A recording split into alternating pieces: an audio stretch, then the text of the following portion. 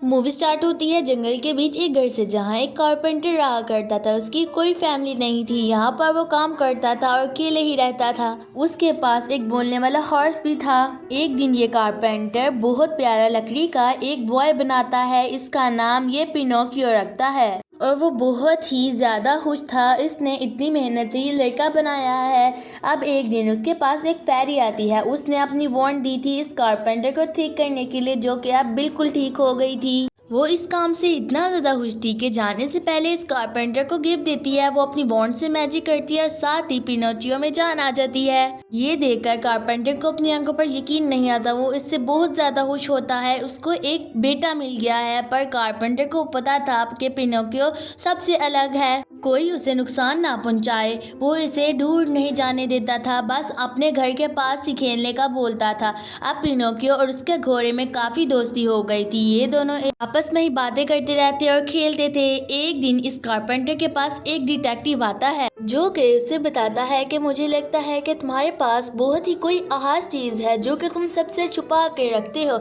इस सब के बीच में पिनोकियो और उसका घोड़ा एक जगह पे जाके छुप जाते हैं और वो ये दोनों सारी बातें सुन रहे होते हैं। अचानक से बहुत सी फायरिंग की आवाज़ आती है। वो सुनकर डिटेक्टिव वहाँ से चला जाता है। अब इसके बाद कारपेंटर पिनोकियो के पास जाता है, जो कि इस घोड़े के साथ स्टोर रूम में छुपा हुआ था। पिनोकियो कारपेंटर से कहता है कि मैं अभी बाहर की दुनिया देखना चाहता हूँ, मैं यहाँ पे रह रह के बोर हो गया हूँ। पर कारपेंटर से बताता है कि सही वक्त आएगा, मैं तुम्हें खुद बाहर जाने दूंगा, पर अभी ये वक्त तुम्हारे लिए ठीक नहीं। पर पिनोकियो उसकी बात नहीं सुनता, अपना घोड़ा लेता है और वहाँ से चला जाता है। इसके बाद हमें सर्कस को दिखाते हैं। इसका ऑनर अपने दो असिस्टेंट से बात कर रहा था। उसके एक असिस्टेंट कैट और फॉक्स थे। इस कैट की आदत थी कि वो हर थोड़ी देर के बाद अपनी गन चलाने लगता था और यही वो शोर था जिसको सुनकर डिटेक्टिव वहाँ से चला गया था। आज ये लोग डिस्कस कर रहे थे कि हमें ऐसा क्या करना चाहिए कि सर्कस में ज़्यादा लोग आएं, कि हमारे ज़्यादा पैसे जमा हो। इतनी ही देर में एक घोड़ा बहुत ही बेकाबू हो जाता है। वो अपने कैरेज के साथ वहाँ से भागने लगता है। इस कैरेज में सर्कस के ऑनर की बेटी बेला भी थी। वो डरकर शोर मचाने लगती है। यहाँ पास में ही पिनोकियो अपने घोड़े के साथ घूम रहा था। वो बेला की चीखें सुन लेता है, इसी तरह से उसके पीछे भागने लगता है। पिनोकियो किसी तरह से उस घोड़े को काबू में कर लेता है और उस कैरेज को भी रोक लेता है। इतनी देर में सर्कस का ऑनर अपने दोनों असिस्टेंट के साथ यहाँ पर आ जाता है। खुश होता है कि बेला सेफ है। पिनोकियो को देखकर बहुत ही ज़्यादा हैरान हो जाता है कि ये तो जीता जाता लकड़ी का पुपेट है। इसके साथ ही उसके माइंड में एक गेम चलती है, अगर पिनोकियो को सर्कस ज्वाइन करवा लिया जाए तो उसे देखने के लिए बहुत से लोग आएंगे। और वो ये ऑफर पिनोकियो को देता है। पिनोकियो को ये ऑफर बहुत अच्छी लगती है कि वो सर्कस में काम करेगा। इसके बाद वो लीडर से कहता है कि मैं अपने डैड से ये बात पूछूंगा, अकेले मैं ये डिसाइड नहीं कर सकता। पिनोकियो जाकर कारपेंटर को पूरी स्टोरी सुनाता है और बताता है कि मैं सर्कस में काम करूँ। कारपेंटर का दिल तो नहीं था कि पिनोकियो को जाने दे। पिनोकियो इसे बहुत फोर्स करता है और कहता है कि मैं जल्दी ही वापस आ जाऊंगा, ज़्यादा देर वहाँ पे नहीं रुकूंगा। इस बात पे कारपेंटर उसे परमिशन दे देता है। अब यहाँ पर पिनोकियो अपने घोड़े के साथ सर्कस ज्वाइन कर लेता है और सर्कस में बहुत फेमस होता है। दूर दूर से लोग उसे देखने के लिए आ रहे थे। जिसके बाद ये पूरी सर्कस टीम मेन सिटी में चली जाती है। वहाँ पिनोकियो अपने घोड़े के साथ बहुत अच्छे स्टंट्स दिखाकर सबको एंटरटेन करता है। उसे सब बहुत खुश होते हैं। ये सब देखकर उस ऑनर को ख्याल आता है कि हम क्यों ना सिटी में से बाहर निकलें। इसके बाद वो पिनोकियो को आइडिया देता है, हर एक तुम्हें बहुत पसंद करते हैं और अब हमें जगह जगह ट्रैवल करना चाहिए और ऐसे हम बहुत अच्छे से फेमस हो सकते हैं। पिनोकियो को फौरन इस बात पर रेडी हो जाता है, पर उसका घोड़ा इस बात से खुश नहीं था। वो पिनोकियो को समझाने की कोशिश करता है कि हमें इससे दूर नहीं जाना चाहिए, पर पिनोकियो इसकी बात नहीं मानता और उससे विदाई कर लेता है। ऐसे ही अब ये लोग ट्रैवल करने लगते हैं। देखते ही देखते पिनोकियो अपने रेयर होने की वजह से बहुत ज़्यादा फेमस हो जाता है।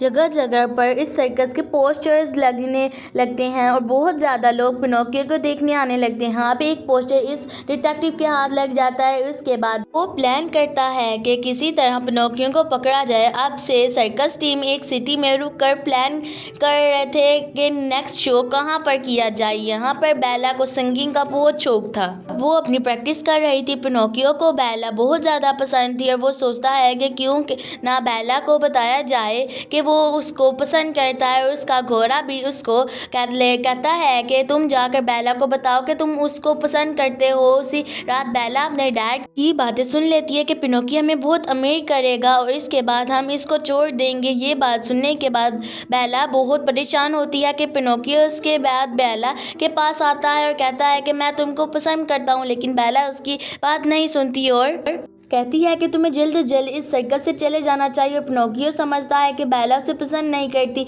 और ऐसी वजह से ऐसे जाने का कह देती है। पिनोकियो का दिल टूट जाता है। इसके बाद वो अकेला घूमने लगता है। उतनी देर में कैट और फॉक्स उसके पास आते हैं और उसका मजाक उड़ाने लगते हैं कि तुम सिर्फ लकड़ी के बने हुए हो, एक लड़के हो, तुम्हारे अंदर कोई फीलिंग नहीं है, तुम एक इंसान नहीं हो। दूसरी तरफ कारपेंटर को पिनोकियो बहुत याद आ रहा था और वो प्लान करता है कि वो पिनोकियो को ढूंढने के लिए निकलेगा। उसको उन दोनों की बात अच्छी नहीं लगी थी। यहाँ पर जोकर आया है और कहता है कि अगर तुम एक रियल लड़का बनना चाहते हो तो मैं एक फेरी को जानता हूँ, वो पहाड़ों के दरमियान में रहती है, वो तुमको एक असली इंसान बना देगी। वो बेसिकली उस फेरी का जिक्र कर रहा था जिसका जिक्र हमने मूवी के शुरू में किया था। इसने पिनोकियो को जान दी थी। वो ये जानकर काफ़ी खुश होता है कि अब वो एक रियल बॉय बन सकता है। वो ये बात अपने घोड़े को बताता है कि वो ये सारी बात वो फॉक्स और कैट भी सुन लेते हैं और इसके बाद पिनोकियो अपने घोड़े के साथ निकल जाता है उस फेरी को ढूंढने। और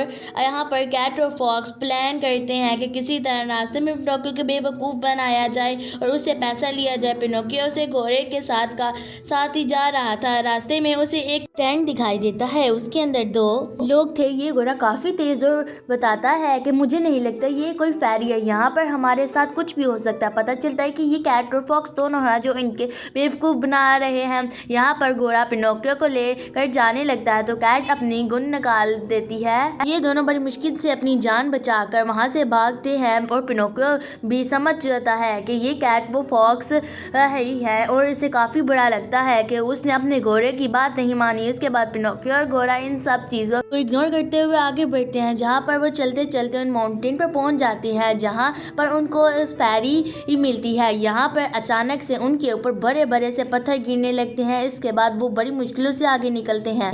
थोड़ा आगे जाने के बाद उनके सामने एक बहुत बड़ा क्रिस्टल नजर आता है जहाँ पर वो फेरी रहती थी। पिनोकियो उस फेरी से रिक्वेस्ट करता है कि आप मुझे इंसान बना दे, लेकिन फेरी कहती है कि मेरे बस की बात नहीं। यहाँ से पिनोकियो बहुत उदास होकर अपने घोड़े के साथ चला जाता है। फेरी के पास उसका पैरट आता है, कहता है कि आपने इसकी रिक्वेस्ट क्यों नहीं मानी। फेरी उसे बताती है कि अभी सही वक्त नहीं है। पिनोकियो अपने घोड़े के साथ वापस जा रहा था, उसके सामने डिटेक्टिव अपनी टीम के साथ आता है। पिनोकियो अपने घोड़े के साथ छुप जाता है कि उसकी बात सुन के यहाँ पर डिटेक्टिव अपनी टीम को बता देता है कि ये सर्कस का जो लीडर है वो बड़े बड़े शो करता है और जब लोग सर्कस में होते हैं तो वो अपने लोगों को बेचकर लोगों के घरों में चोरियां करवाता है। जब पिनोकियो को ये बात सुनता है तो वो बहुत हैरान होता है। डिटेक्टिव ये बताता है कि बड़े बड़े शो पिनोकियो करता है, तो मुझे लगता है कि इन सब का लीडर पिनोकियो ही होगा। अब पिनोकियो ने तो कुछ ऐसा नहीं किया था।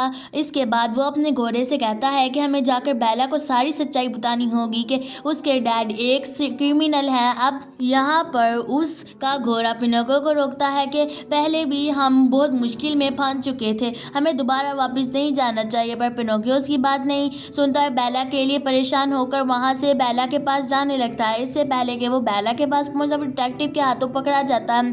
पिनोकियो ज़्यादा कुछ कर नहीं सकता था, लेकिन वो बहुत ज़ोर ज़ोर से चीखने लगता है। अब डिटेक्टिव अपना स्पेशल माल बाहर निकालता है और पिनोकियो के मुंह में डाल देता है। इतनी देर में पिनोकियो का घोड़ा उधर आता है और बाकी सबको मारकर पिनोकियो को वहां से भाग ले जाता है, जिसके बाद वो पिनोकियो को एक सुनसान सी जगह पर ले जाता है और उसको समझाता है कि तुम यहाँ पर रुको और मैं जाकर कुछ काम करके आता हूँ। वो थोड़ी देर में रुकता है, लेकिन उसमें सब्र नहीं था कि और वो अभी वहाँ से आगे निकल पड़ता है। पिनोकियो जैसे ही बेला के पास पहुँचता है तो सारी स्टोरी बेला को बताता है कि तुम्हारे डैड एक क्रिमिनल है। यहाँ पर पिनोकियो को बहुत बड़ा शौक लगता है, बेला को ऑलरेडी ये सब पता होता है। इसके बाद पिनोकियो को बहुत गुस्सा आता है कि शायद बेला भी अपने डैड के साथ मिली हुई है, पर इतनी देर में सर्कस का ऑनर पहुंच जाता है। पिनोकियो को पकड़कर रूम में बंद कर देता है। वहां पर पता चलता है कि कारपेंटर भी वहां पर आ चुका है। सर्कस का ऑनर पिनोकियो को धमकी देता है कि आज रात अगर तुमने शो नहीं किया तो मैं तुम्हारे डैड को मार दूंगा। दूसरी तरफ पिनोकियो का घोड़ा उसे ढूंढते ढूंढते सिटी में पहुंच चुका था, जहां पर उसे बेला मिलती है। बेला उस घोड़े को बताती है कि बेसिकली ये सर्कस का ऑनर मेरा डैड नहीं है, इसने तो मुझे बस ये बताया था कि बचपन में इसे कहीं से मिली थी। इसके बाद मुझे पता था कि ये गलत काम करता है, पर फिर भी मैं कुछ नहीं कहती थी। मैंने कभी गलत काम में इसका साथ नहीं दिया। इसके साथ वो घोड़े को ये बताती है कि पिनोकियो कारपेंटर पकड़ा गया है। इसके बाद वो बेला के साथ फौरन सर्कस में आता है और पिनोकियो से कहता है कि परेशान मत हो, मैं जैसा कहता हूँ तुम वैसा ही करना।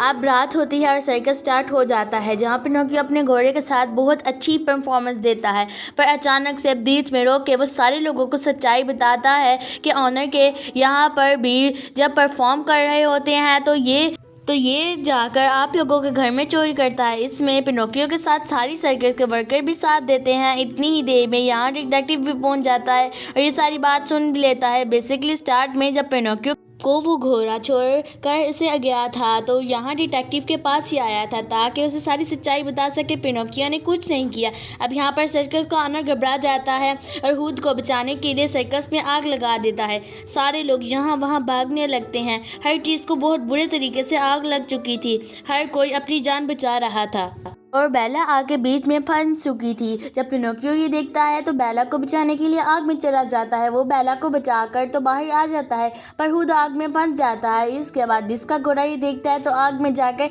पिनोकियो को बचाकर वापस ले आता है। जब पिनोकियो बाहर आता है तो वो बेहोश हो चुका था। पिनोकियो को होश नहीं आ रहा था। बेला उसके पास बैठकर बहुत ज़्यादा रोती है, पर जैसे ही उसके आंसू पिनोकियो के ऊपर गिरते हैं तो पिनोकियो में जान आ जाती है। उस बार पिनोकियो एक पपीट नहीं बल्कि इंसान बन के उठता है। इतनी ही देर में यहाँ पे फेरी भी आती है और पिनोकियो को बताती है कि तुमने अपने दिल से बता दिया कि तुम एक इंसान हो, और वो भी बहुत अच्छे दिल वाले इंसान, वजह से तुम्हारी विश पूरी हो गई और अब तुम इंसान बन चुके हो। सर्कस का ऑनर भी अब पकड़ा जाता है। वो डिटेक्टिव अब काफ़ी होश था। यहाँ पर बेला की नज़र उसके हाथ में रुमाल पर पड़ती है और वो भी ऐसा ही रुमाल अपनी पॉकेट से निकाल कर दिखाती है। यहाँ पर बड़ा सीक्रेट रिवील होता है कि डिटेक्टिव ही बेला के रियल डैड हैं। सर्कस का ऑनर भी ये बात कंफर्म कर देता है। तो जैसे ही बेला को पता चलता है कि डिटेक्टिव बेला के रियल डैड है तो वो उनके गले लग जाती है। इसके बाद ये ऑनर तो चला गया था तो डिटेक्टिव ही सर्कस को कंट्रोल करता था, जहाँ पर पिनोकियो और इसका घोड़ा अब भी